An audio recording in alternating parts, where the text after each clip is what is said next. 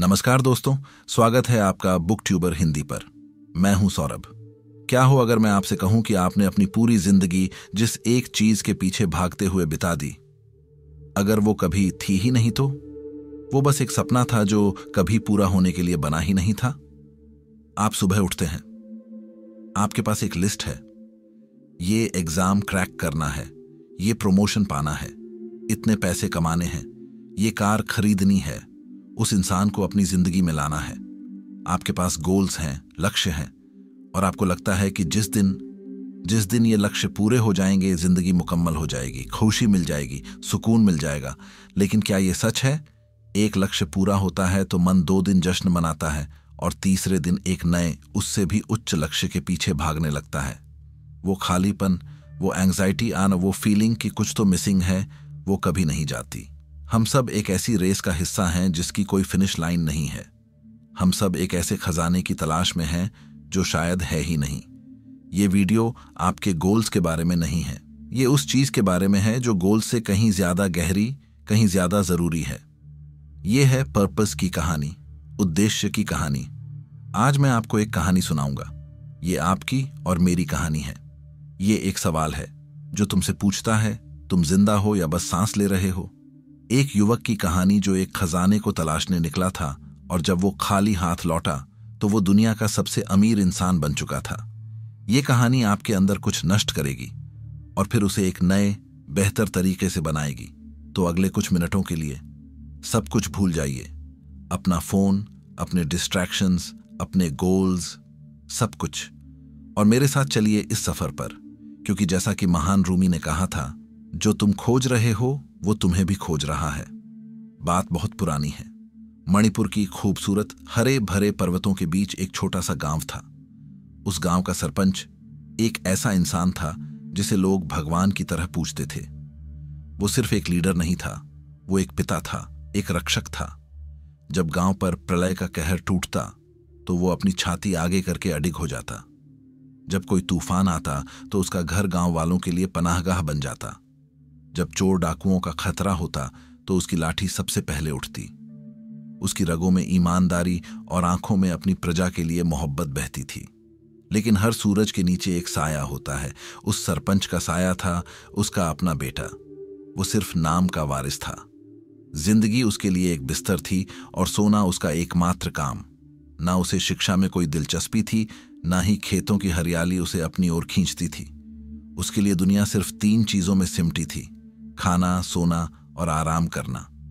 गांव के लोग कानाफूसी करते, सरपंच इतना हीरा और बेटा कोयला भी नहीं। सरपंच सुनता था और उसका दिल किसी भारी पत्थर की तरह डूब जाता था। वो अपने बेटे की खाली आंखों में देखता और सोचता, इसकी जिंदगी का उद्देश्य क्या है? ये किस लिए जी रहा है? समय अपनी रफ्तार से चलता गया। सरपंच के बालों में चांदी उतर आई, चेहरे पर झुर्रियां गहरी हो गईं और शरीर थकने लगा। उसे अपनी मौत करीब आती हुई दिखने लगी और उसे सबसे प्रमुख डर ये सताने लगा कि मेरे बाद गांव का और मेरे इस निकम्मे बेटे का क्या होगा। फिर एक रात जब चांद भी बादलों में छिपा था, सरपंच ने एक फैसला किया। एक ऐसा फैसला जो या तो उसके बेटे को बना सकता था या हमेशा के लिए मिटा सकता था। उसने डगमगाते हुए अपने बेटे को आवाज दी। बेटा नींद में डूबा हुआ कमरे में आया। सरपंच की आंखों में आज एक अजीब सी गंभीरता थी, एक ऐसी गहराई जो बेटे ने पहले कभी नहीं देखी थी। सरपंच ने उसके हाथ में एक पुराना मजबूत बैग थमाया। बेटे ने खोलकर देखा। अंदर सर्दी, गर्मी, बारिश, हर मौसम के लिए कपड़े थे, कुछ सूखा अनाज था और एक छोटी सी पोटली में कुछ पैसे थे। बेटा कुछ समझ पाता इससे पहले सरपंच ने एक गहरी सांस ली और बोला, बेटा। उसकी आवाज में एक रहस्यमयी गंभीरता थी। आज से 50 साल पहले जब मैं तुम्हारी उम्र का था, तब तुम्हारे दादाजी दक्षिण भारत के घने जंगलों में गए थे। हाथियों और अनजाने खतरों से भरे वो जंगल। वहां उन्हें एक बहुत विशाल खजाना मिला था, सोने और हीरों से भरा हुआ। लेकिन उस जमाने में डाकुओं का बहुत खौफ था, इसलिए उन्होंने वो खजाना वहीं जंगल के बीचों बीच एक पुराने वीरान मंदिर के पीछे जमीन में दबा दिया था। सरपंच एक पल के लिए रुका, अपने बेटे की आंखों में झांका और फिर अपना आखिरी दांव खेला। अब मेरी उम्र हो चली है, वो खजाना लाना मेरे बस की बात नहीं। अब तुम जाओ और उस खजाने को लेकर आओ। वो हमारा है, वो तुम्हारा है। खजाना, तुम्हारा, ये दो शब्द उस युवक के कानों में किसी मंत्र की तरह गूंजे। उसकी जो आंखें हमेशा नींद और आलस से बोझिल रहती थीं, वो अचानक चमक उठीं। जिंदगी में पहली बार उसे कोई ऐसा काम मिला था जिसमें उसका सीधा व्यक्तिगत फायदा था। एक ऐसा लक्ष्य जिसमें मेहनत कम और इनाम बहुत ज्यादा था। उसे लगा कि उसकी किस्मत आखिरकार जाग गई है।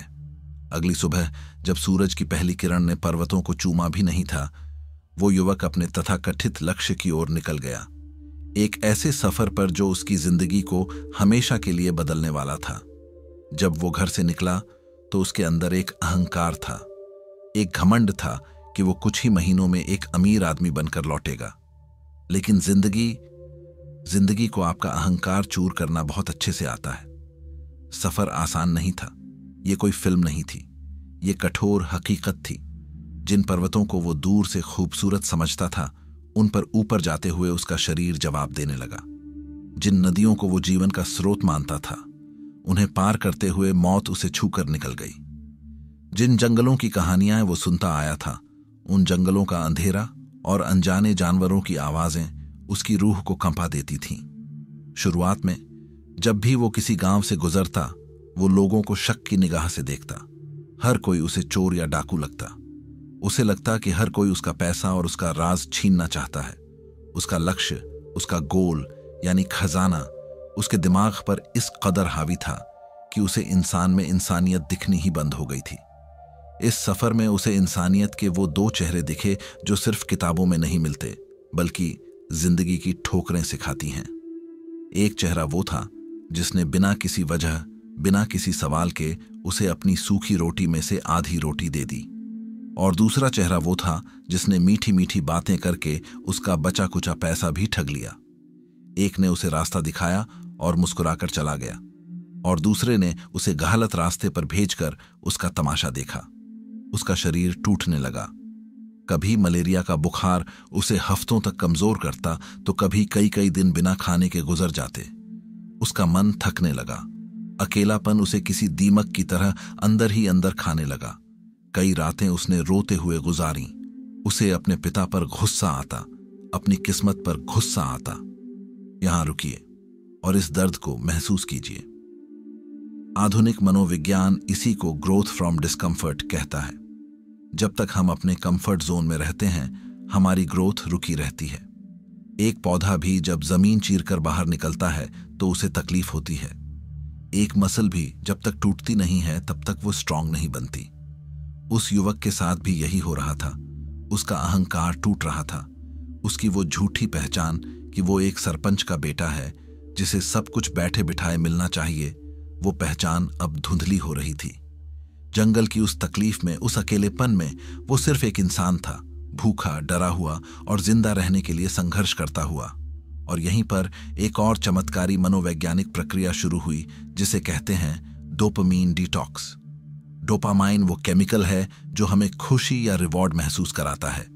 जब हम स्वादिष्ट खाना खाते हैं, सोशल मीडिया पर लाइक्स देखते हैं या कोई गोल अचीव करते हैं, तो हमारे दिमाग में डोपामाइन रिलीज होता है। उस युवक की जिंदगी अब तक इसी सस्ते डोपामाइन पर चल रही थी। आराम, नींद और बिना मेहनत का खाना। लेकिन अब जंगल में ये सब कुछ नहीं था। कोई बिस्तर नहीं, कोई स्वादिष्ट खाना नहीं, कोई तारीफ करने वाला नहीं। उसका दिमाग डोपामाइन के लिए तरस गया। और जब बाहरी दुनिया से ये मिलना बंद हो जाता है, तब दिमाग अंदर की ओर झुकता है। तब इंसान छोटी छोटी चीजों में खुशी की तलाश करना शुरू करता है। शुरुआत में ये नरक जैसा लगता है, लेकिन धीरे धीरे, पहली बार जब उसने बारिश के बाद मिट्टी की सौंधी खुशबू को महसूस किया, पहली बार जब उसने किसी अनजाने फूल को खिलते हुए देखा, पहली बार जब किसी गिलहरी को बिना डरे अपने पास आते देखा, तो उसके अंदर खुशी की एक ऐसी लहर उठी जो उसे किसी शाही पकवान को खाकर भी कभी नहीं मिली थी। इसे हीडोनिक एडेप्टेशन के उलट जाना कहते हैं। हम अच्छी चीजों के आदी हो जाते हैं और उनकी कद्र करना भूल जाते हैं। लेकिन जब हमसे सब कुछ छीन लिया जाता है, तब हमें एक गिलास सादे पानी की कीमत भी समझ आती है। वो मिनिमलिज्म पामिस के सिद्धांत को जी रहा था, बिना ये जाने कि मिनिमलिज्म होता क्या है।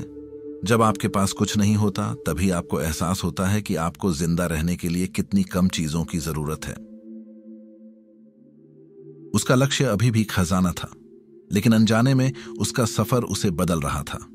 सोना चांदी की चमक अब भी उसे खींच रही थी, लेकिन रास्ते की धूल और दलदल उसकी आत्मा को मांझ रहे थे।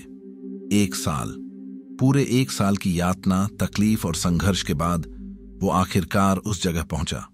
वो वीरान पुराना मंदिर, जंगल के बीचों बीच, समय की मार से टूटा हुआ, खामोश स्थिर था। उसकी आंखों में एक जंगली चमक थी। थकान, बीमारी, सब कुछ भूलकर वो पागलों की तरह जमीन खोदने लगा।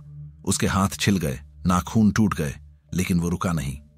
दिन रात एक ही धुन, खजाना। पहला दिन गुजरा, कुछ नहीं मिला। दूसरा दिन गुजरा, सिर्फ पत्थर और मिट्टी मिली। तीसरे दिन की दोपहर तक वो थककर हारकर उसी खोदी हुई जगह में बैठ गया। उसका शरीर पसीने और मिट्टी से लथपथ था और उसकी आत्मा निराशा से। और तब जिंदगी में पहली बार उसने खुद से, अपने अंदर से एक बात कही। शायद पिताजी ने झूठ कहा था। एक पल को उसे लगा कि उसके अंदर गुस्से का एक ज्वालामुखी फटेगा। उसे अपने बाप पर, अपनी किस्मत पर चीखने का मन करेगा। लेकिन अजीब बात हुई, उसे गुस्सा नहीं आया, उसे कुछ भी महसूस नहीं हुआ। एक गहरा, सन्नाटेदार खालीपन, वो खजाना, वो लक्ष्य जिसके लिए उसने 1 साल तक नर्क भोगा था, वो एक झूठ था। उसकी पूरी यात्रा का आधार ही एक धोखा था। महान दार्शनिक फ्रेडरिक नीत्शे ने कहा था, जिसके पास जीने के लिए एक क्यों होता है, वो लगभग कोई भी कैसे सह सकता है। He who has a why to live for can bear almost any how.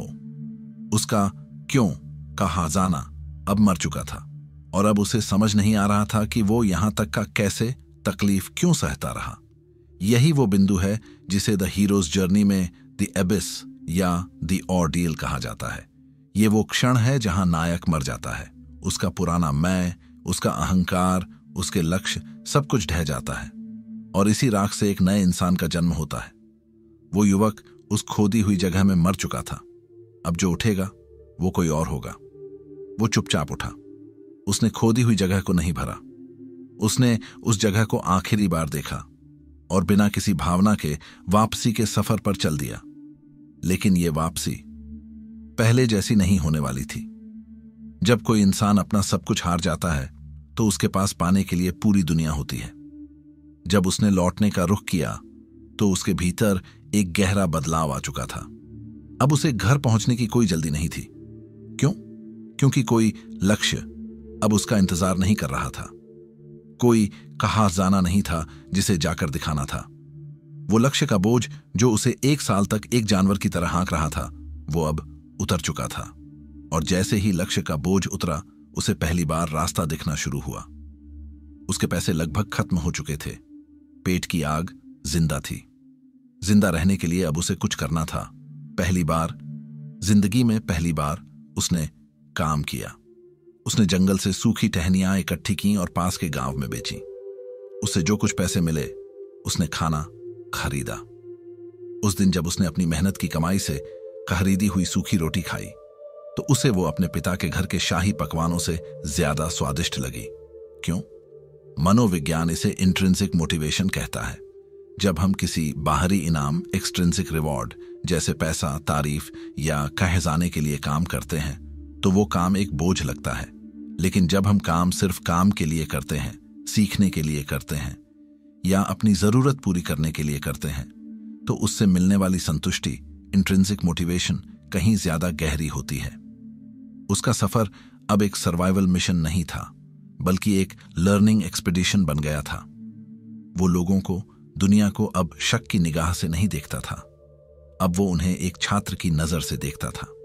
वो एक मोची के पास घंटों बैठकर देखता कि वो जूते कैसे सिलता है और बदले में उसके लिए पानी भर लाता। उसने एक बुजुर्ग औरत से औषधीय पौधों बूटियों को पहचानना सीखा। उसने बच्चों को खेलते हुए देखकर मुस्कुराना सीखा। उसने सीखा कि जब आप किसी से बिना किसी उम्मीद के बात करते हैं तो वो आपसे अपने दिल की बात करता है। ये real world skills versus academic knowledge का सबसे बड़ा उदाहरण है। उसने अपने बाप के घर में शायद कई किताबें देखी होंगी, लेकिन जिंदगी की किताब जो अनुभव और लोगों से मिलकर बनती है, वो अब उसे देख और समझ रहा था। उसका सफर अब मीलों में नहीं, बल्कि अनुभवों में नप रहा था। वो अब सूरज उगने से पहले उठता, सिर्फ इसलिए ताकि वो आसमान में बदलते रंगों को देख सके। वो नदी के किनारे घंटों बैठा रहता, सिर्फ पानी की आवाज सुनने के लिए। वो लोगों से दोस्ती करने लगा, बिना किसी स्वार्थ के। एक दोस्त उसे खाना खिलाता तो दूसरे को वो अपनी जंगल की कहानियां सुनाता। वो अब जी रहा था, माइंडफुली, पूरी तरह से वर्तमान में। भविष्य का लक्ष्य कै हर्जाना मर चुका था। अतीत का बोझ, आलस पीछे छूट चुका था। उसके पास सिर्फ अभी और यहां था। ये वही अवस्था है जिसे आध्यात्म में, भगवद गीता में नॉन अटैचमेंट या अनासक्ति कहा गया है। तुम्हारा अधिकार सिर्फ कर्म करने में है, उसके फल में कभी नहीं। वो अब कर्म कर रहा था, जी रहा था, सीख रहा था, काम कर रहा था, लेकिन उसे फल की कोई चिंता नहीं थी, क्योंकि सबसे महान और अनमोल फल तो उसे मिल ही रहा था, जीने का आनंद। महान दार्शनिक जे कृष्णमूर्ति ने कहा था, the highest form of human intelligence is to observe yourself without judgement. इंसान की बुद्धिमत्ता का सर्वोच्च रूप है खुद को बिना जज किए देखना। वो अब खुद को देख रहा था। उसे पता चल रहा था कि उसके अंदर डर भी है, लेकिन हिम्मत भी है। उसके अंदर नफरत भी पैदा हो सकती है, लेकिन प्रेम भी। वो अपने हर इमोशन को महसूस कर रहा था, डर, अकेलापन, धोखा, उम्मीद, शांति, और उन्हें बस एक मेहमान की तरह आकर जाने दे रहा था। ये यात्रा अब बाहर की नहीं, अंदर की हो गई थी। पूरा 1 और साल बीत गया, उसे समय का पता ही नहीं चला। एक सुबह जब वो एक पर्वत पर ऊपर गया तो उसे दूर, बहुत दूर, अपने गांव से होकर बहने वाली नदी की एक हल्की सी झलक दिखी और उसका दिल भर आया। एक अजीब सी कसक उठी, घर की याद, अपने पिता की याद। उसे एहसास हुआ पूरे 2 साल हो गए थे। 2 साल पहले जो लड़चका इस रास्ते पर गया था वो मर चुका था। आज जो वापस लौट रहा था वो कोई और था। जब उसने अपने गांव की धूल भरी गलियों में कदम रखा तो सब कुछ बदला बदला सा लगा, या शायद वो खुद बदल गया था। लोग उसे देखकर पहचान नहीं पा रहे थे। उसकी चाल में एक ठहराव था, आंखों में एक गहराई थी और चेहरे पर एक ऐसी शांति थी जो सिर्फ तूफान से गुजरने के बाद ही मिलती है। वो सीधा अपने पिता के कमरे में गया। सरपंच अब और भी बुजुर्ग और कमजोर हो गया था, बिस्तर पर लेटा हुआ था। उसने अपने बेटे को देखा और उसकी थकी हुई बुजुर्ग आंखें चमक उठीं। उसने उठकर अपने बेटे को गले लगा लिया। इस आलिंगन में कोई शब्द नहीं थे, सिर्फ 2 साल का इंतजार और अनकही भावनाएं थीं। पिता ने बेटे के चेहरे को अपने कांपते हाथों में लिया और पूछा, मिला खजाना? युवक एक पल के लिए चुप रहा। उसे वो खोदी हुई जगह याद आई, वो निराशा याद आई, लेकिन उसे बुरा महसूस नहीं हुआ। उसने अपने पिता की आंखों में देखा और कहा, माफ करना पिताजी, खजाना नहीं मिला। शायद कोई और ले गया होगा, या शायद वो वहां कभी था ही नहीं। ये कहते हुए उसे खुद अपने शब्दों पर यकीन नहीं हुआ। उसे गुस्सा आना चाहिए था, चिल्लाना चाहिए था कि आपके एक झूठ की वजह से मैंने 2 साल तक नरक झेला, लेकिन उसे गुस्से की जगह एक अजीब सी शांति महसूस हो रही थी। सरपंच की आंखों से आंसू बह निकले, लेकिन ये दुख के नहीं, खुशी के आंसू थे। वो मुस्कुराया और बोला, खजाना तो तुम्हें मिल गया है बेटा। वो कोई सोने चांदी का खजाना नहीं था जिसे तुम बाहर खोज रहे थे। असली खजाना तो वो है जो अभी तुम अपने अंदर महसूस कर रहे हो, वही असली खजाना है। युवक चौंका। उसे अपने पिता की बातें समझ नहीं आईं। वो क्या कह रहे थे? मैंने 2 साल बर्बाद कर दिए और वो कह रहे हैं कि मुझे खजाना मिल गया। उसने अपने पिता के पास बैठकर धीरे धीरे अपनी पूरी यात्रा की कहानी सुनाई। जब वो जाने की कहानी सुना रहा था तो उसकी आवाज में जल्दबाजी थी, एक बेचैनी थी, और जब वो लौटने की कहानी सुना रहा था तो उसकी आवाज में एक ठहराव था, एक आनंद था। जब उसने अपनी बात खत्म की तो उसने खुद कहा, पिताजी, जब मैं खजाने के लिए गया था तो मैं अंधा था। मुझे सिर्फ मंजिल दिख रही थी, रास्ता नहीं। हर इंसान, हर वृक्ष, हर नदी मेरे लिए सिर्फ एक रुकावट थी। लेकिन लौटते समय जब कोई मंजिल नहीं थी तब मुझे हर चीज में खूबसूरती दिखी, हर पल में मजा आया। मैंने डरना नहीं, जीना सीखा। मैंने मांगना नहीं, कमाना सीखा। मैंने नफरत करना नहीं, समझना सीखा। शायद यही असली खजाना है। सरपंच ने अपने बेटे के सिर पर हाथ फेरा और कहा, बिल्कुल बेटा, यही वो बात है जो मैं तुम्हें सिखाना चाहता था, और यही वो बात है जो हम सबको समझने की जरूरत है। गोल और पर्पस में यही फर्क है। गोल, लक्ष्य एक क्या है? IIM क्रैक करना है, लाखों कमाने हैं, एक घर खरीदना है। ये सब व्हाट हैं, ये बाहरी हैं, ये मंजिल हैं। पर्पस, उद्देश्य एक क्यों है। आप IIM क्यों क्रैक करना चाहते हैं? शायद आप ज्ञान हासिल करना चाहते हैं। पर्पस, आप लाखों क्यों कमाना चाहते हैं? शायद आप अपने परिवार को सुरक्षा देना चाहते हैं। पर्पस, आप घर क्यों खरीदना चाहते हैं? शायद आप अपनेपन और स्थिरता की भावना चाहते हैं। पर्पस, लक्ष्य एक डेस्टिनेशन है, उद्देश्य एक कंपास है। लक्ष्य आपको बताता है कि कहां पहुंचना है, उद्देश्य आपको बताता है कि कैसे जाना है। उस युवक का लक्ष्य खजाना था, लेकिन उसके पिता का उद्देश्य था कि उसका बेटा जिम्मेदार, समझदार और जिंदा दिल बने। और ये उद्देश्य लक्ष्य पूरा होने से नहीं, बल्कि उस लक्ष्य तक जाने वाले सफर से पूरा हुआ। महान लेखक और दार्शनिक जोसेफ कैंपबेल ने दुनिया भर की पौराणिक कथाओं का अध्ययन करके एक कॉन्सेप्ट दिया था, द हीरोज जर्नी, नायक की यात्रा। हर कहानी में नायक एक खजाना, एक राजकुमारी या एक जादुई चीज को पाने के लिए घर से निकलता है। वो भयानक राक्षसों का सामना करता है, मुश्किलों से गुजरता है, और अंत में जब वो अपनी मंजिल तक पहुंचता है तो उसे एहसास होता है कि असली खजाना वो चीज नहीं थी जिसे वो खोज रहा था। असली खजाना वो खुद बन गया है। उस यात्रा के दौरान वो ज्यादा बहादुर, ज्यादा समझदार, ज्यादा दयालु हो गया है। The transformation happens on the path, not at the destination. सफर ही मंजिल है। यह सिर्फ एक कहने की बात नहीं है, यह जिंदगी का सबसे गहरा सच है। जब आप किसी लक्ष्य के पीछे भागते हैं तो आप जिंदगी को पॉज कर देते हैं। आपको लगता है कि असली जिंदगी उस लक्ष्य के बाद शुरू होगी, और इस चक्कर में आप वो सब कुछ मिस कर देते हैं जो अभी हो रहा है। लेकिन जब आप एक पर्पस के साथ जीते हैं, सीखने का पर्पस, बेहतर इंसान बनने का पर्पस, दूसरों की मदद करने का पर्पस, तब हर दिन, हर पल, हर अनुभव उस मंजिल का हिस्सा बन जाता है। तब असफलता भी एक सीख बन जाती है, और सफलता अहंकार नहीं बल्कि कृतज्ञता लाती है। उस सरपंच ने अंत में अपने बेटे से कहा, बेटा, जब तक जिंदगी में कोई उद्देश्य नहीं होता, हम भटकते रहते हैं, जैसे तुम पहले थे। जब हम किसी लक्ष्य की तरफ चलते हैं तो हम एक रास्ता तो थाम लेते हैं, लेकिन असली जादू तब होता है जब हम ये समझ जाते हैं कि मंजिल कहीं बाहर नहीं है। मंजिल वही रास्ता है। जब तुम पूरी जागरूकता के साथ मन लगाकर जीते हो, तब जिंदगी की सुंदरता दिखती है। तब कोई भी अनुभव छोटा नहीं लगता, और तब देखना, सफलता, पैसा, इज्जत, ये सब खुद तुम्हारे पीछे आएंगे। तुम्हें इनके पीछे नहीं भागना होगा। यही जिंदगी का सबसे गहरा रहस्य है। तो आप किस खजाने की तलाश में हैं? क्या वो कोई प्रमोशन है, कोई डिग्री, कोई रिश्ता? ये सब लक्ष्य हैं, और इसमें कुछ भी गलत नहीं है। लक्ष्य जरूरी है, वो हमें दिशा देते हैं। लेकिन आज इस कहानी के बाद खुद से एक सवाल पूछिए, आपका पर्पस क्या है? आपका क्यों क्या है? आप जो कर रहे हैं वो क्यों कर रहे हैं?